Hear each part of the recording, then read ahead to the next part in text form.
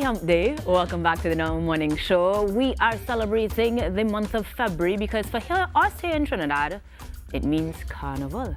For the world over, it is also the month that we celebrate Valentine's, which is why I'm wearing my heart printed dress. But today, February 2nd, is actually the day that we recognize World Wetlands Day 2022.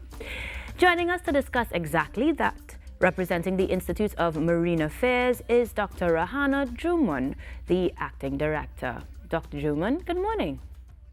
Hi, good morning. Welcome to the Now Morning Show, and thank you very much for joining us, albeit via Zoom. Thank you.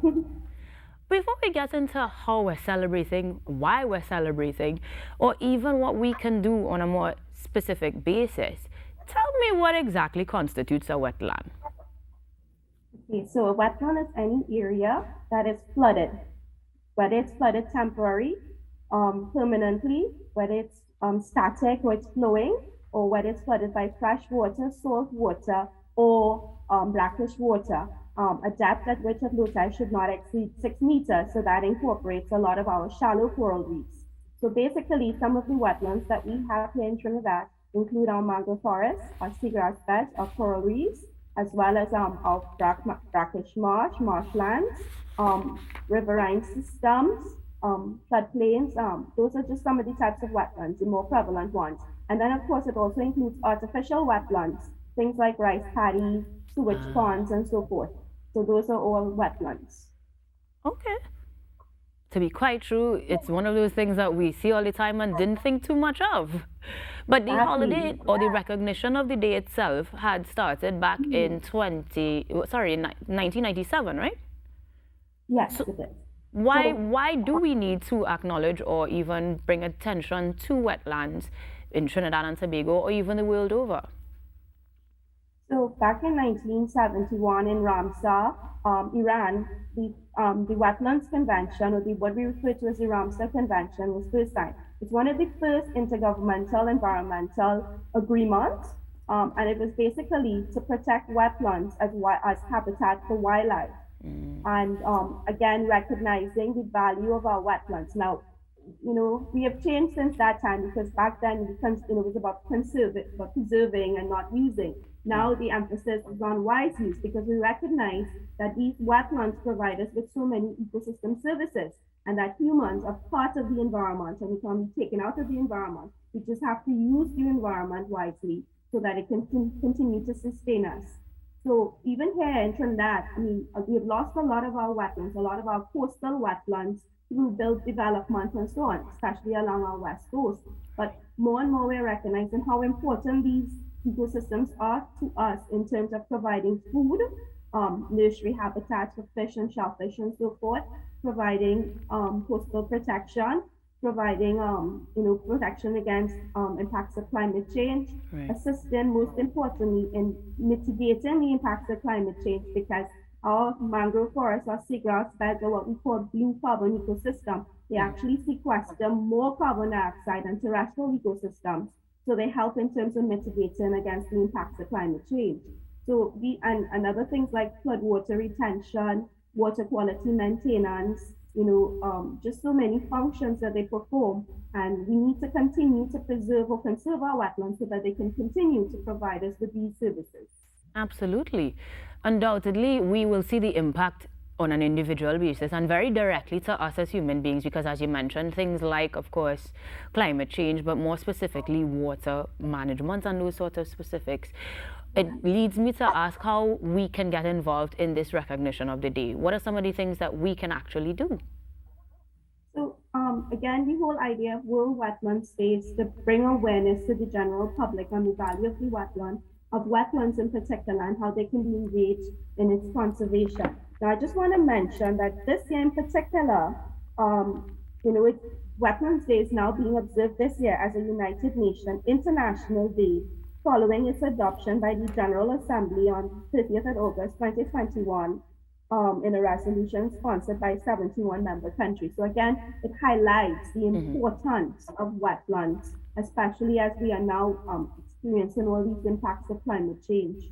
So it's very important that we bring this awareness and general public, people who impact wetlands and who are impacted by wetlands, Right. understand their relationship and how they can, participate. So I would say in terms of today or this month, this whole month is going to be, a month to celebrate wetlands. It's getting the information, learning more about the wetlands, learning more about the wetlands that you live near too, because many of us live close to wetlands and we don't even realize it. And look at how we impact the wetlands, what we do, our activities, our disposal of waste, whether it's solid waste or liquid waste, where does it go? Where does it end up? When we go into the wetlands, if, we using it for recreational purposes, like fishing, or if we're doing it for commercial purposes, crab harvesting, whatever, that we do it in a way that we don't destroy the environment. We don't remove vegetation and so forth, because that vegetation is helping protect us. Absolutely. Now let's get into the specifics then of how the Institute of Marine Affairs in particular plans to execute their recognition for, as you said, the month of February, and more specifically today. Are there particular activities that we, the public, can look forward to? Well, because of the COVID-19 restrictions, I mean, in the past we would have events, but this year we can't have those kinds of events because of the regulations and so forth. We don't want to take a chance, especially with the spread of the Omicron variant. But what we are doing at the IME, first of all, IME is a research institution, a government-funded research institution. So we do a lot of, and we have been doing a lot of research on wetlands, and we provide that information for policymakers, developers, and so on to advise on their activities. We also have a very active public education and awareness role to play, making people aware. So up to last year, we published our book, Wetland Mangrove Forests of Trinidad and Tobago, which provides the latest information on the state of our mangrove forests. Now, for this year, we are having a tree planting event here at the Institute, a small scale event because of, again, the restriction. But what we plan to do is use our social media platform to provide a lot of information on wetlands that the public can have access to. And we have a library here at the Institute. Any information you require, definitely you can contact us. We will make that information available to you. But we tell you to please check out our social media platform, our Facebook page, our website, and you would get a lot of outreach information. We put newspaper articles as well, and just try to put out a lot of educational material so folks can become aware.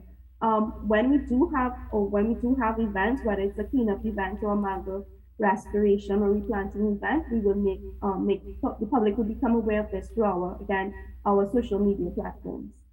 Dr. Juman, do you have those social media contacts, the website, and those specifics at hand, just so that we can get people going? I think it's ima.gov.tt. All right. Or at the very least, searching the Facebook and Instagram platforms for IME should give us some sort of direction. And then in terms of a theme, because we Trinbagonians, like we used to theme fets, we theme things too.